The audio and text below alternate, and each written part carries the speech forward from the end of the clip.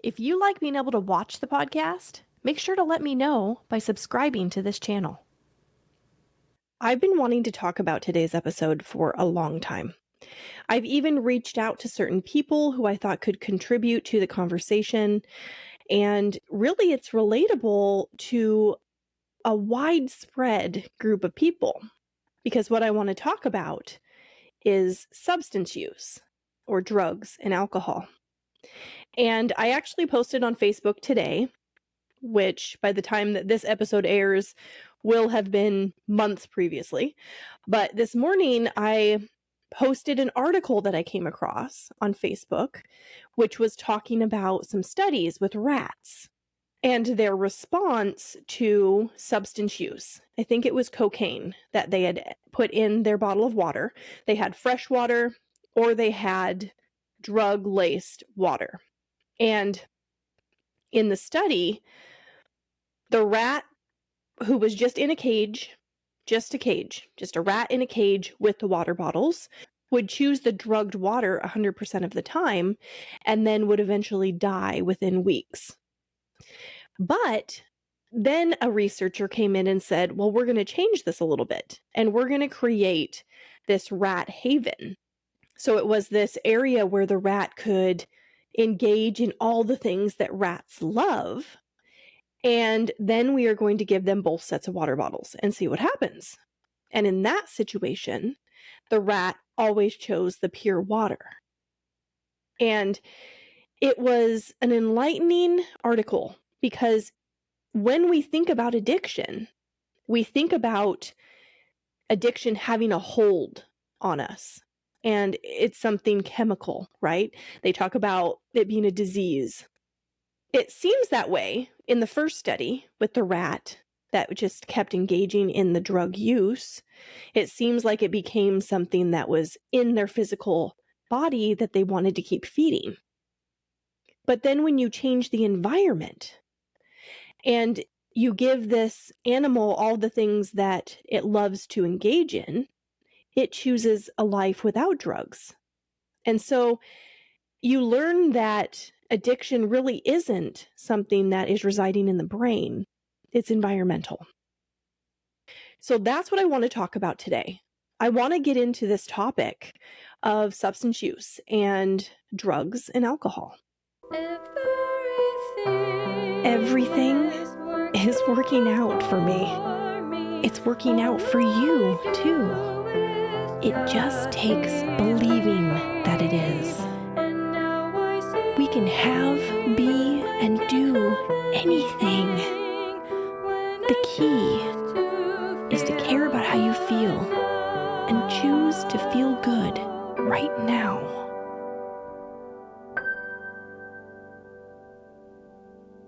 I just want to start by saying that when I was organizing my thoughts around this topic, I realized that I was going to go into this naming this episode as it pertains to drugs and alcohol. And in the moment that I came across that thought, I thought to myself, why am I separating the two? Why do I separate alcohol out of that when we all know and agree that alcohol is a drug? So how come I can't just say, I want to talk about substance use and drugs and have it be known that alcohol is in the mix also? But it's not, is it? Because our society has normalized alcohol use, and it is socially acceptable to engage in alcohol use to the point to where it gets its own category. It gets its own category of acceptance. It's not as bad as this title of drugs, because everybody knows that doing drugs is bad. But alcohol, that's okay. That's socially acceptable because I drink alcohol, so it can't be that bad. And I'm realizing that these thoughts are coming to me and analyzing our social structure as we look at alcohol use. I actually had a conversation with somebody recently who was explaining to me their moral code as it pertains to drugs. And they were saying, well, I don't do drugs. It was actually, we were talking about ayahuasca, and this person said, "Well, that's a drug." And I was saying, "Well, it's um plant medicine because that's the way that I view it." But yes, it is a substance that you're putting in your body, which alters things. It alters things for you physically, emotionally, spiritually, mentally. It's altering your state of being. But this person who was talking about how passionate they were about them not doing drugs drinks on a regular basis. They drink alcohol on a regular basis. And at the time, that didn't occur to me. And I kind of wish that it had, because then I could have said, well, wait a minute. You're saying you don't do drugs, but you engage in drug use on a regular basis every time that you drink alcohol. Not to mention those times on occasion where you engage in using marijuana, another legalized drug here in the state of Washington. So then I started thinking, why is that? Why is it that we have this different view of substances when they've been legalized? It's as if it gives you a different code. You have your moral code as it pertains to drug use, but once said drug is legalized, it exonerates that substance from the category of being a drug. Now it's in its own category. And that's why we separate drugs and alcohol. So, what's the reason behind that? Why do we do that?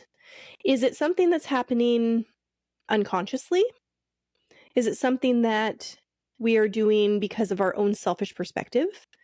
Whereas I know that I am a good person. I know that I am health conscious. I know that I do things that promote wellness for myself. Therefore, these activities that I engage in cannot be viewed as bad, is almost the way that it seems. Like, yes, I'm against drugs because of the negative connotation that comes with that title of drugs. But because I drink alcohol, that one's okay. And then I started thinking, well, what if it's even bigger than that? What if it's not on an individual level? What if it's widespread like that because that was the intention? The intention of those who have something to gain from all of us socially engaging in this substance use. And I mean, we could probably come up with some reason that has some financial gain with any topic that we bring up. Whereas we could say, well, the people that, they make money off of this. So obviously they are going to paint it in a picture that promotes it because it benefits them. And there probably is some of that in there. Here in Washington, a few years ago, we had it on the ballot that we could choose to get rid of the liquor stores and have liquor, hard alcohol, in regular grocery stores. And it passed. So that's the way the state is now. We don't have liquor stores anymore. It's just you can buy hard alcohol, wine, beer, any kind of alcohol in your regular grocery store. Go to Walmart, Safeway, whatever it might be. And yet, all of the price went up because of the tax that came with it. And I think that there's those hidden agendas in things where people aren't really thinking everything through when they're making a decision. And in that situation, that offers a lot of convenience because you're going to the store to do your grocery shopping anyway. You might as well be able to pick up your substance of choice in alcohol form while you're there. It makes it easier. It's more convenient. Well, it actually ended up making it so that us, the people, are now paying more for this convenience, but it is the way of life now, and it is the way it is. And then on top of that, We had things that also further promoted the ease of getting your alcohol when it started to be delivered to you at your house. And I am an Instacart user. I love Instacart, and it really got me through the pandemic, and I continue to use it. For my Costco orders, I love Instacart. I also engage in Walmart pickup orders. And both of those options allow me to put alcohol on the list. They will go and pick it out for me. And in the scenario of Costco through Instacart, where they bring my order to me, they can bring me whatever alcohol the store offers right to my door. Super convenient. And I'm going to go out and say that there's probably something in the works that will also be along these lines for marijuana, because we have dispensaries all over the place here in the state of Washington now. Just in my small little town, there are several. And that promotes people using the substance, which then promotes profit. It just makes sense that you get people the product, you make more money. So then there's other drugs. There's other drugs that are legal, but only when prescribed, like pain medications. And I recently was talking to someone else about that show on Netflix, Painkiller, I think it's called. I haven't watched it, but this person was explaining to me that basically Oxycontin is heroin in a pill. And this docuseries that's on Netflix goes into how that was promoted in the medical field and how people became addicted to it. People were dying from it. And now we have this issue around Oxycontin or oxycodone, where people are totally addicted to pain pills. And when that happens and it's restricted through prescription, that means that it's harder to get. But if somebody is addicted to something, then they are going to do whatever they can to get the substance that they desire. And so then people turn to finding it on the street, and now it's laced with other things, and it's more dangerous. But when we look at painkillers, prescription painkillers, who benefits from that? It's pharmaceutical companies, right? It is big pharma. They are the ones who profit from people using the substance and getting addicted to it. That's just more money in their pocket when people want the substance. Simple supply and demand is what it comes down to when we're discussing drugs, including alcohol. I like that better. Not drugs and alcohol, drugs including alcohol, since it is also a drug. So jumping back to this post that I made on Facebook today and the article about the rats. The reason I shared it was because it highlighted something very important to understand. What it said was, the opposite of addiction is not sobriety. It's connectedness. And that made perfect sense to me, because based on what I know,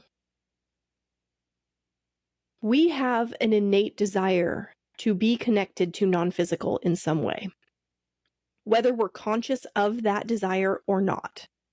It's there. And it's because we are spiritual beings, first and foremost. We're just here living this physical experience. So we have that desire to be connected to who we really are. And people process that desire in a lot of ways. And one of them is through substance use. Because what happens when you use substances is you decrease resistance. And that allows for you to get a sense of relief, which then offers you this sense of connectedness to something that you don't even understand you're connected to.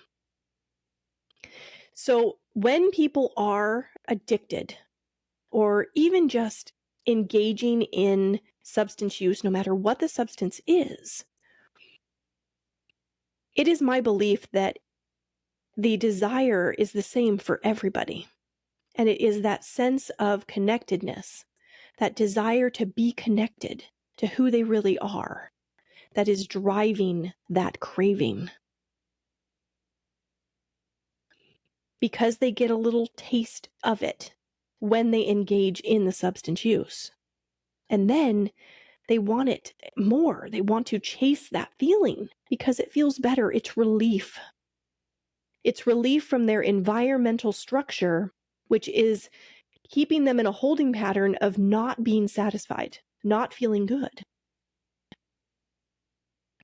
And that's how it becomes a problem, because now those individuals are chasing the high or just chasing the relief because they want to feel better. And now they're stuck in that state of being, but they're still surrounded with the misery and nothing's getting better. And addiction is now just contributing to the environmental misery. So then I thought, what if that person were to do things a little bit differently?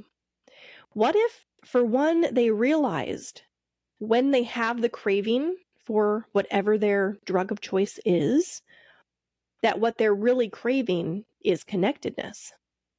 So an awareness of that desire and what it really means. And then two, what if they tried to connect in a different way?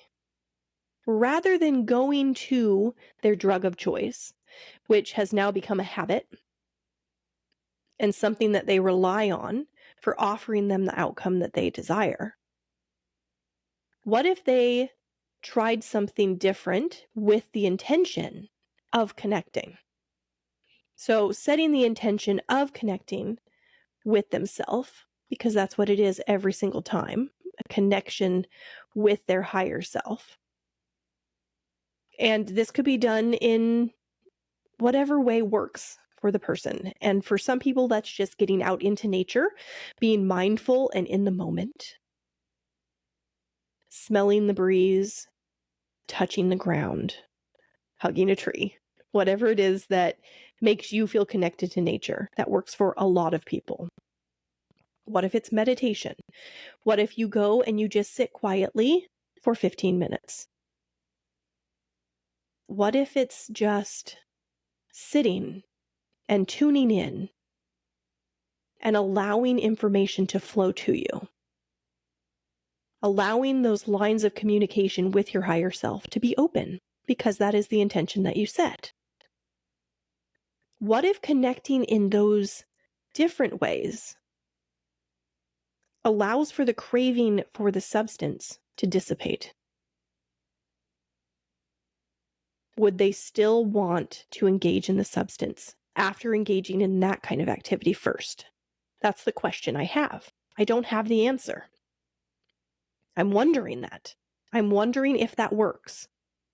I don't know much about AA or Alcoholics Anonymous, but I do know that that kind of treatment incorporates some belief in a higher power. And I think it's kind of left open. It doesn't have to be titled as God. It's whatever the person defines as their own higher power, but some kind of higher power. And I'm wondering now if the reason behind that is because these individuals who set forth to overcome their addiction to alcohol realized at some point that their connectedness to a higher power made all the difference.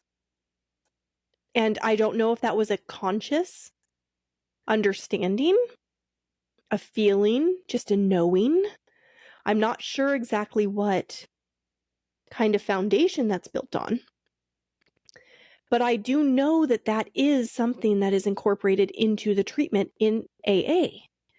And I believe that whoever came to that had some kind of realization that Their desire for the alcohol that was driving the addiction really had something to do with a desire to connect with a higher power. And that is brilliant because I believe that is the root of all drug use, is that desire to feel connected. The drug use lowers the resistance, allowing for a sense of feeling more connected. And it would make sense to me that when treating addiction and trying to help somebody to overcome that addiction, that incorporating in some kind of higher power for that person to focus on would allow for those lines of communication between that person consciously, their human consciousness, and their higher power, inner being consciousness, to open up and connect, and then reinforce this desire to not use alcohol in order to get there.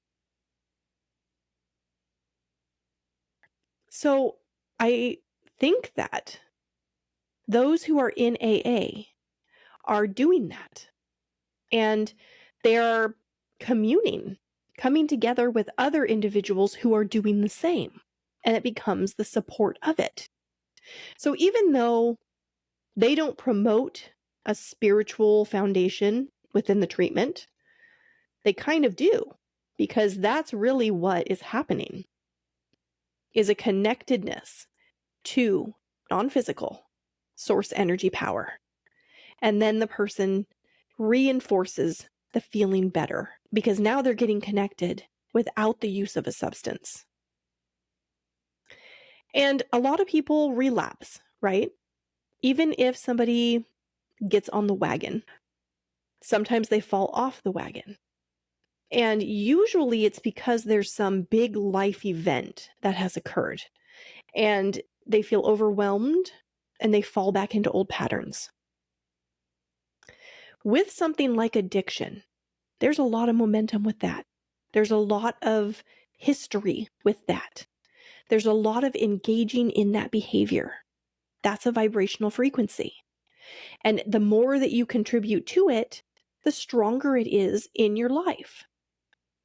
So until you've cleaned it all out and really found satisfaction without it present, it's still somewhat active in you. And things can trigger it and allow it to come forth and become a part of your experience again. I really felt like I needed to have this conversation and speak to drug use because it's something that so many people engage in. And some people are able to do it and it doesn't create a problem in their lives. And other people engage in it and it creates a lot of problems in their lives. And that's usually when people start to look at it and think, this is something that I probably should change. Or they have somebody come to them and say, hey, this is a problem. And if you don't change it, there's going to be consequences, whether it be for the person or in their relationships, whatever it might be. It's something that is recognized by somebody as being a problem in their lives. It's a very big mental health topic. And one that is interwoven with the medical field in mental health treatment. And that's something that I feel strongly about. I remember working with a client who was on several prescription medications for a variety of reasons. And the medical provider at the agency I worked at was prescribing based on their knowledge of how to help this client. And I didn't agree because there were things that were being suppressed by this individual who was taking the medications because of the medications. The medications were promoting suppression. And here I'm in a therapeutic process with this person, and I'm asking questions that they couldn't give me answers to because their memories and their thoughts were being suppressed and fogged, basically. So I have a strong feeling about medications as far as how they are used in mental health treatment. But I will say this.